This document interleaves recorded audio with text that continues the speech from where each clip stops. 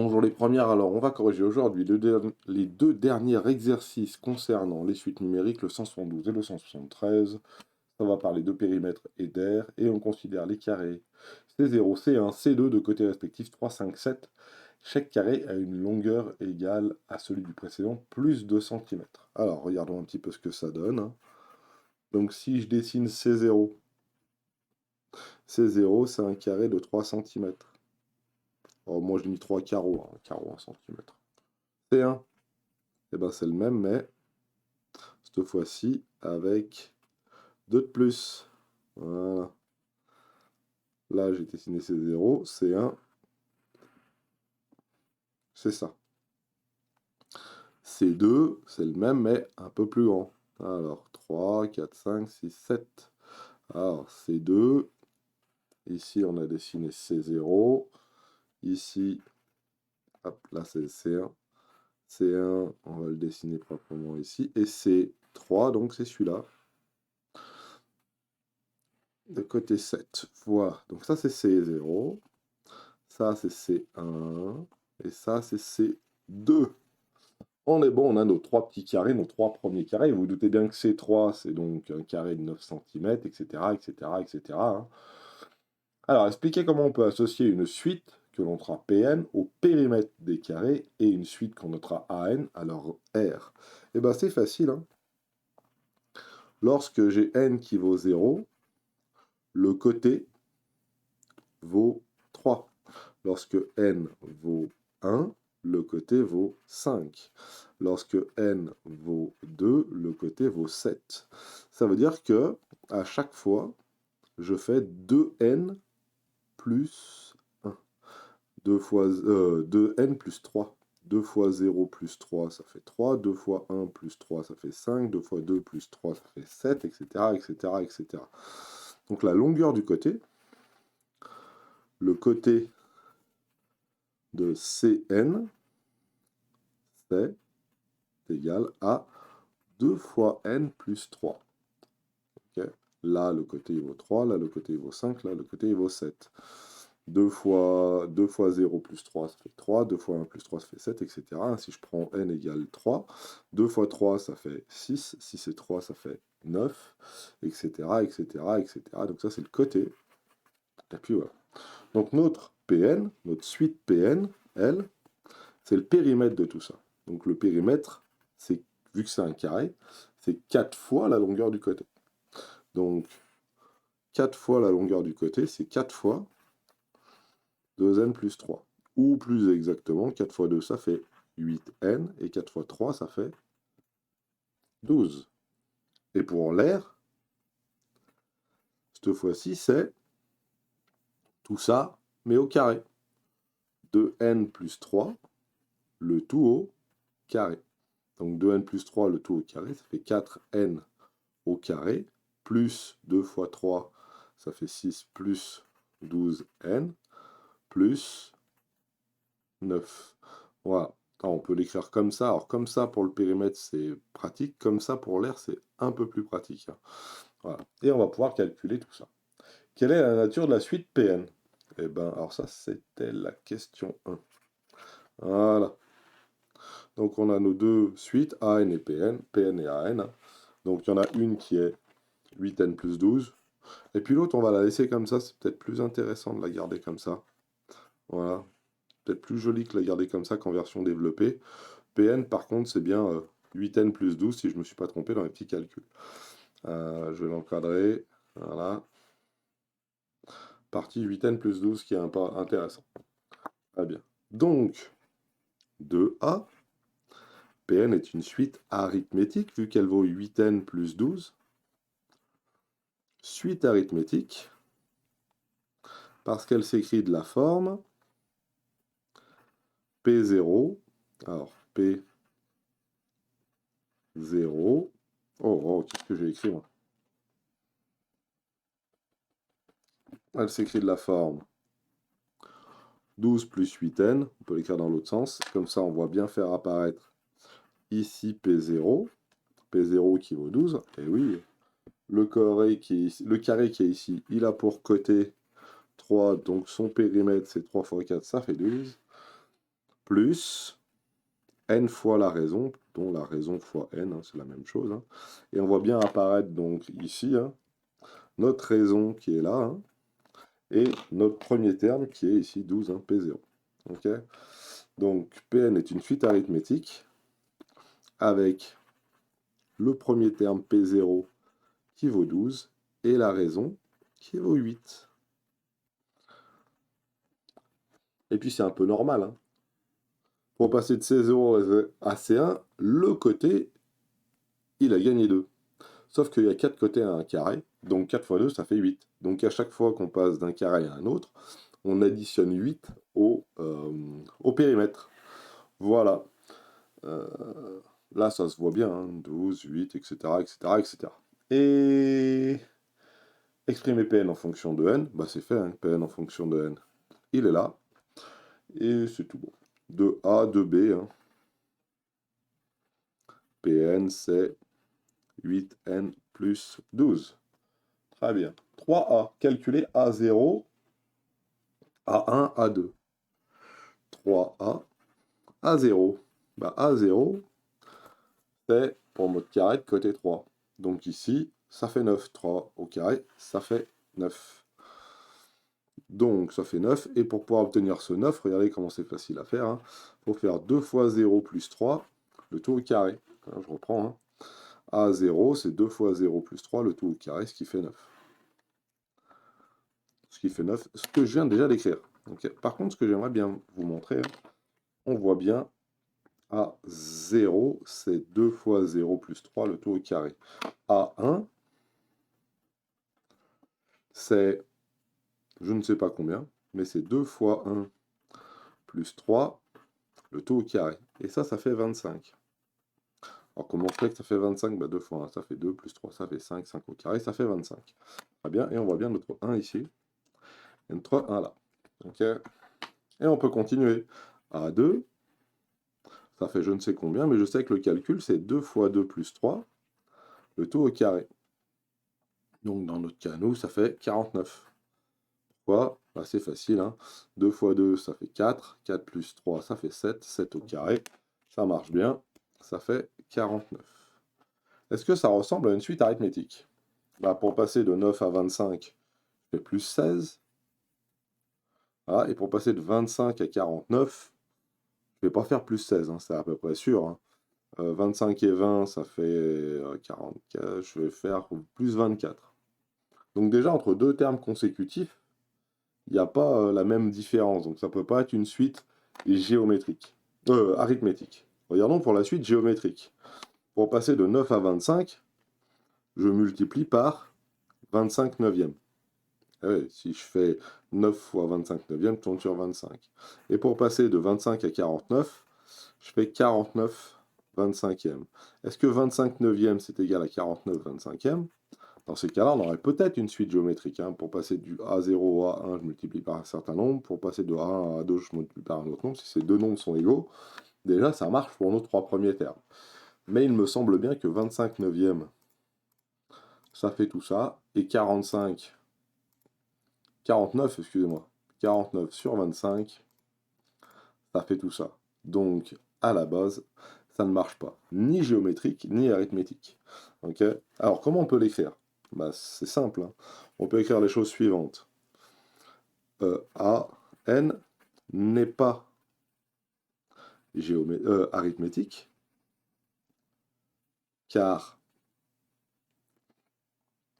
A1 moins A0 est différent de A2 moins A1. Deux termes consécutifs n'ont pas la même raison. Hein. La différence qui est entre A1 et A0, c'est A1 ici, et là c'est A0, excusez-moi. Est différent de A2 moins A0, de A2 moins A1. La différence qui est entre deux termes consécutifs n'est pas la même, entre A1 et A0 et entre A2 et A1. Donc déjà, c'est mortibus. Okay. Et pour la géométrique, eh ben, c'est le même principe. AN n'est pas géométrique, n'est pas, j'ai oublié le pas, n'est pas. et AN n'est pas géométrique, j'aimerais bien finir juste ici, n'est pas géométrique, car là, c'est les rapports qui sont entre les deux. Par exemple, A1 divisé par A0 est différent de A2 divisé par A1. Voilà. Pour passer de A1 à A0, j'ai multiplié par 25 neuvième. Pour passer de A0 à 1, je multiplie par 25 neuvième par A1 divisé par A0. Et là, c'est différent de... Ah, c'est différent. Oh, il s'est transformé en égal. Là, différent. Ok. Donc, voilà la petite explication. N'est pas, n'est pas, n'est pas. Ok. Voilà, la justification est là. Et la question est la suivante. Calculer A10. Alors, pour calculer A10, il faut remplacer n par 10. Donc, en remplaçant n par 10, regardez bien, on va prendre notre ici. Si je remplace n par 10, ça fait 10 fois 2. Hein, plus 3, 23. 23 au carré. Donc, notre A10, c'est 23 au carré. Et 23 au carré, ça fait 529. Donc, je vous l'ai écrit dans un petit coin ici, parce que j'ai pas envie de tourner la page. Voilà. A10. A10, c'est donc 2 fois 10 plus 3 au carré, ce qui fait 529. Voilà. Ce qui fait 529. Oh là, j'ai du mal. Et voilà pour l'exercice 172. Et voilà pour l'exercice 172. Il n'était pas très difficile celui-ci. Je ne vais pas vous le cacher, il n'était pas très difficile. Donc la dernière réponse, la 3C, ici. Donc ça faisait 529. C'est un peu chargé sur celui-là. On essaiera de faire plus court. Soulignons les réponses, comme ça on les aura. Donc Pn, c'est bien une suite arithmétique avec P0 qui vaut 12 et sa raison qui vaut 8. Pourquoi? Parce qu'on l'a écrit correctement ici. On veut exprimer Pn en fonction de n, ça fait bien longtemps qu'on l'avait fait nous. On veut calculer nos A0, nos A1, nos A2, ils sont ici. Et il n'est pas arithmétique, car on a ça, différent de ça. Et elle n'est pas géométrique, car on a ça ici. Voilà. Et on va passer au 173, où on va avoir des suites avec des probabilités. Je vous remets un petit peu celui-là. Impeccable. Le suivant maintenant. Le suivant, regardez bien, 173 cette fois-ci. Voilà, on va descendre un tout petit peu ici, et c'est des tirages successifs. Ah, une très grande urne contient initialement une boule blanche et une boule noire. Bon, très bien. Je ne l'ai pas lu, donc je ne sais pas vraiment. Donc j'ai une très grande urne comme ça, et dedans il y a une blanche et une noire. Très bien. On effectue des tirages successifs de la manière suivante. Après chaque tirage, on remet la boule tirée dans l'urne et on ajoute une boule blanche. Là, ça c'est après le premier tirage, c'est ça. Au deuxième tirage, au troisième tirage, au quatrième tirage, etc., etc., etc. On note Pn la probabilité de tirer une boule blanche au nème tirage. Nème tirage avec n qui fait 1, 2, 3, 4, 5. Donc on remet la boule blanche après le premier tirage. On est bien d'accord? Alors regardons bien. Il faut montrer que Pn c'est n sur n plus 1. Regardons bien. On va faire un petit essai. Au premier tirage, on a bien une boule blanche. Et combien de boules en tout? 2 boules sur 2 boules en tout. Ok, une blanche sur 2 boules en tout, ça va bien nous donner donc 1,5 en probabilité, P1 égale 1,5. On peut le noter, P1 égale 1,5. Maintenant, regardons si on prend le deuxième tirage. Le deuxième tirage, cette fois-ci, on va avoir 2 blanches. Mais sur combien de boules en tout? On en a rajouté une, donc 2 blanches sur 3 boules en tout. Ça nous donne bien P2, qui vaut donc 2 tiers. On peut continuer. Et au nème tirage, combien on va avoir de boules blanches? Si au premier tirage, on avait une blanche sans S, Et au deuxième tirage, on avait 2 blanches avec un S. Au nème tirage, vu qu'on en aura rajouté entre-temps, à chaque fois qu'on fait un tirage, on en rajoute une. Au nème tirage, on aura n blanches. Et combien en tout? Bah, on aura les n blanches plus la noire. Donc ça veut dire n plus 1 boule en tout. Ça veut dire que Pn, dans notre cas, ça va être égal au nombre de énième tirage. Ça va être le nombre de blanches, ça veut dire n, sur n plus 1. Et ça marche bien, hein. Une blanche sur 2 boules, 2 blanches sur 3 boules, 3 blanches sur 4 boules, etc., etc. N blanches sur n boules. Bon, et ben on est bon. Petit b, maintenant on demande de calculer Pn plus 1 moins Pn. Ah, alors là, ça va demander peut-être un peu plus de calcul. Pn plus 1 moins Pn. Qu'est-ce que c'est que Pn plus 1? Alors, Pn plus 1, c'est lorsque je remplace n par n plus 1. Donc, Pn, c'est tout ça. Ça fait donc, je remplace n par n plus 1. Ce n-là devient n plus 1. Et en bas, qu'est-ce que je vais avoir? Je vais avoir n plus 1 plus 1. En bas, n plus 1 plus 1. Et j'ai un peu anticipé. N plus 1 plus 1. Alors ça, c'est Pn plus 1. Moins Pn, donc il faut que je réécrive ici Pn. Pn, qu'est-ce que c'est? C'est n sur n plus 1. Voilà. Et maintenant, il faut que je me dépatouille avec tout ça. Alors, vous vous doutez bien, n plus 1 plus 1, ça fait n plus 2. Donc, on va mettre un petit égal ici. Et c'est parti. Ici, j'ai n plus 2. Ici, j'ai n plus 1. Ici, j'ai n plus 1. Et ici, j'ai n. Il va falloir que je mette tout au même dénominateur. Pour mettre tout au même dénominateur, le dénominateur commun, qu'est-ce que ça va être? Ça va être n plus 2 facteur de n plus 1. Voilà. Et il faut surtout que je multiplie ici en haut et en bas par n plus 1. Donc ici, je vais avoir n plus 1 fois n plus 1. Et je vais avoir un moins. Ici, pour pouvoir mettre au même dénominateur, il faut que je fasse n facteur de n plus 2. Voilà. J'ai multiplié par n plus 2 en haut et en bas. Ça m'a donné notre bon dénominateur n plus 1, n plus 2. Et en haut, n facteur de n plus 2. Et ici, pareil, hein, j'ai multiplié par n plus 1 en haut et en bas. Ça m'a donné tout ça. Très bien. Bon, peut-être qu'il faudrait que je me dépatouille avec ce qu'il y a en haut. Très bien. Alors, on y va. Si je me dépatouille avec ce qu'il y a en haut, n fois n au carré, n fois 1, un seul n, n fois 1, un autre n. Bon, très bien. 1 fois 1, ça fait 1. Donc là, j'ai fait ça et j'ai fait ça. Maintenant, de l'autre côté, moins n fois n, ça fait moins n au carré. Ça tombe bien, ça va pouvoir s'annuler ici. Moins n fois 2, ça fait moins 2n.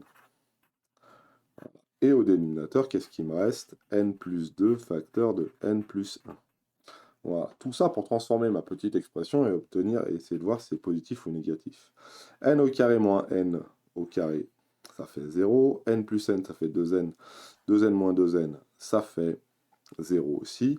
Donc ça s'en va, ça s'en va, ça et ça s'en va avec ça. Il ne me reste plus que le plus 1 en haut. Plus 1 facteur de n plus 2 facteur de n plus 1. Voilà, on est bon. Et là, j'ai ma différence, donc Pn plus 1 moins Pn. J'ai découvert, du moins j'ai calculé, que ça valait 1 sur n plus 2, n plus 1. Ou 1 sur n plus 1, n plus 2. Ok, très bien. En déduire que la suite est croissante. Bon, bah ça c'est facile. Hein. Ça c'était le petit b, on va faire le petit c. On a 1 qui est positif. On a n qui est positif. Donc on a n plus 2 qui est supérieur à 0. N plus 1 qui est supérieur à 0. Donc, Pn plus 1 moins Pn, qui est égal à ce qu'on a écrit ici, hein, 1 sur n plus 2, n plus 1. J'arrive toujours en bas de page, moi. Ah, et bien ce truc-là est positif. Si ce truc-là est positif, ça veut dire P de n plus 1 moins Pn. Si ce truc-là est positif, ça veut dire que Pn est croissant. Et oui, hein, si la différence entre deux termes consécutifs, si la différence entre deux termes consécutifs est croissant, et positif, excusez-moi, ça veut dire que la suite est croissante. C'est la définition exacte de la suite. Hein. Pn plus 1 moins Pn qui est supérieur à 0, ça veut dire Pn plus 1 qui est supérieur à Pn. Et si Pn plus 1 est supérieur à Pn, ça veut dire que ma suite, elle est croissante. Voilà, tout simplement. Voilà pour le petit c. Hein. Donc ce qu'il fallait bien dire, hein, c'était que ça, c'était positif. Donc le numérateur est positif, ça c'est positif, ça c'est positif. Pourquoi? Parce que n est positif. Voilà. Il est même strictement supérieur à 0. Le 1 est positif aussi. Hein. N plus 2, N plus 1 est positif. Et donc Pn plus 1 moins Pn est positif. Donc Pn est croissant. Voilà, c'est pas super difficile. Hein. On le voit bien ici. C'est surtout que ça est supérieur à 0. Voilà. Et on continue. On se laisse guider par l'exercice. Le petit d, la croissance de Pn était prévisible, compte tenu de la composition de l'urne. Pourquoi? Ben ça c'est pareil, hein. Toujours le même principe. On a de plus en plus de boules blanches par rapport au nombre de boules totales. On ajoute une boule blanche.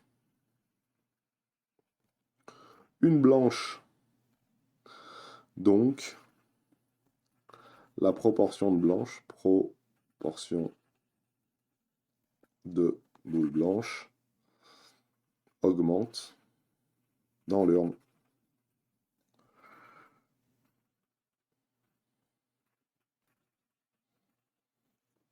Voilà.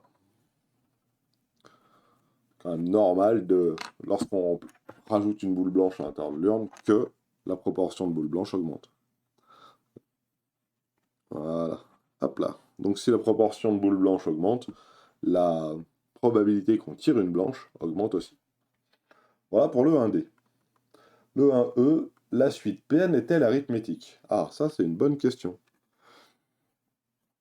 Pn plus 1 moins Pn, la différence entre deux termes, c'est, comme on l'avait écrit juste ici, 1 sur n plus 2, n plus 1.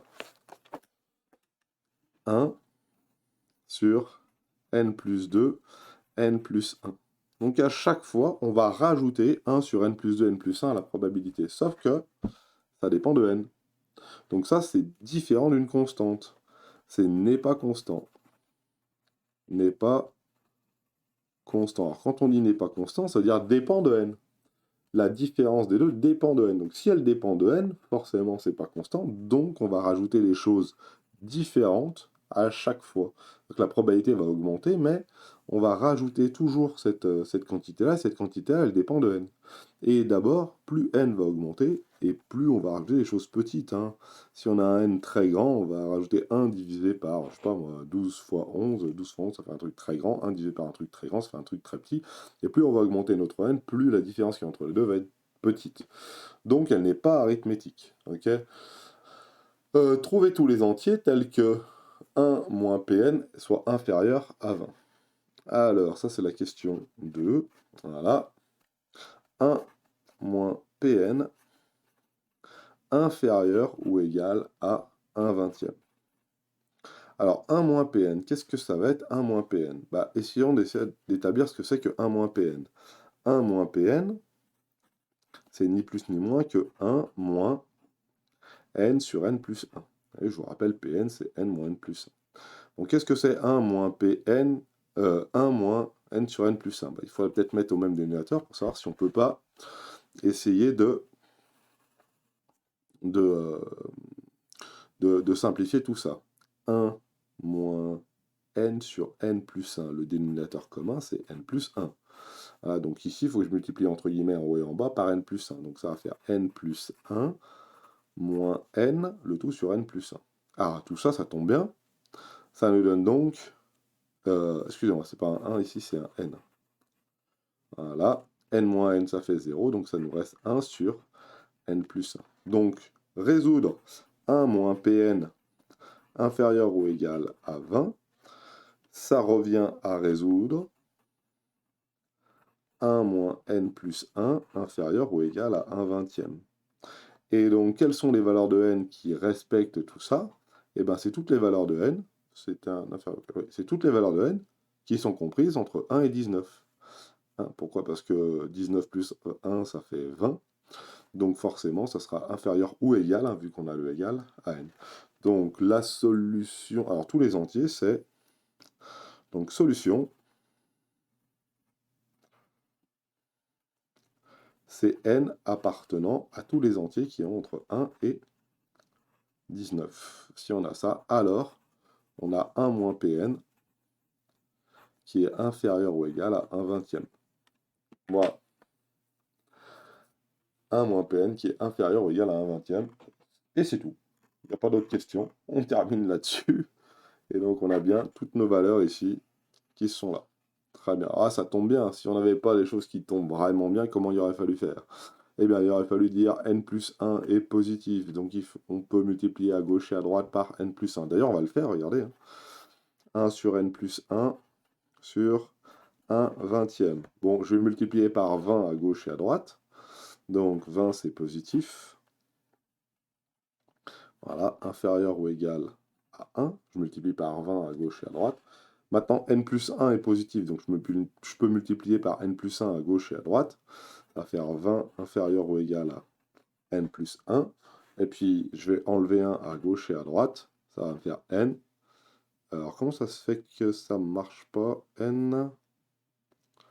Qu'est-ce que j'ai écrit comme bêtise? Ah ben non, supérieur à 19. Ah non, non, supérieur à 19. Excuse-moi, 19 à plus l'infini. J'ai bien fait de le faire. 19 à plus l'infini. Donc ça fait n supérieur à 19. Hein. J'enlève 1 ici. Voilà, oui, j'enlève 1 ici. Hein. Pour qu'il soit inférieur, il faut que le nombre d'en bas, là, hop, je suis désolé, il faut que le nombre d'en bas, là, il soit donc supérieur à 20. Hein. Et pour que ça soit supérieur à 1, il faut que n soit supérieur à 19. Je me suis trompé, je suis allé trop vite, vous voyez. Je suis allé trop vite. Je suis encore allé un peu trop vite. Alors, on recommence, hop, voilà.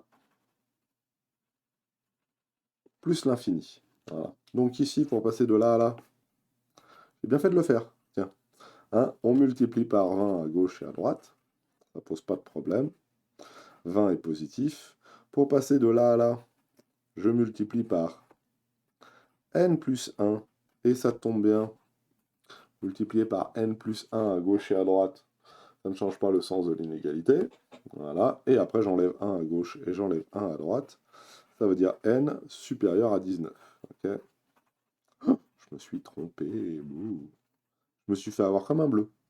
N supérieur ou égal à 19. Voilà, donc toutes les solutions, c'est n compris entre 19 et plus l'infini. Plus l'infini qui s'écrit absolument pas comme ça, ici. Hein.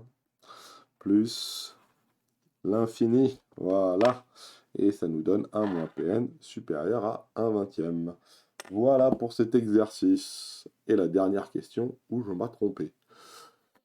Je vous refais un petit topo. Voilà. Pour celui-ci, on va souligner comment ça s'appelle, les réponses. Comme ça, on les aura. On ajoute une boule blanche, donc la proportion de blanche augmente dans l'urne. En plus de ça, c'est pas constant, donc ça peut pas être une suite arithmétique. 1 moins Pn inférieur à 1, ça donne ces solutions 19 plus l'infini. Voilà, je pense qu'on est pas mal là. Je pense qu'on est pas mal du tout. Bonne journée à tous et au revoir.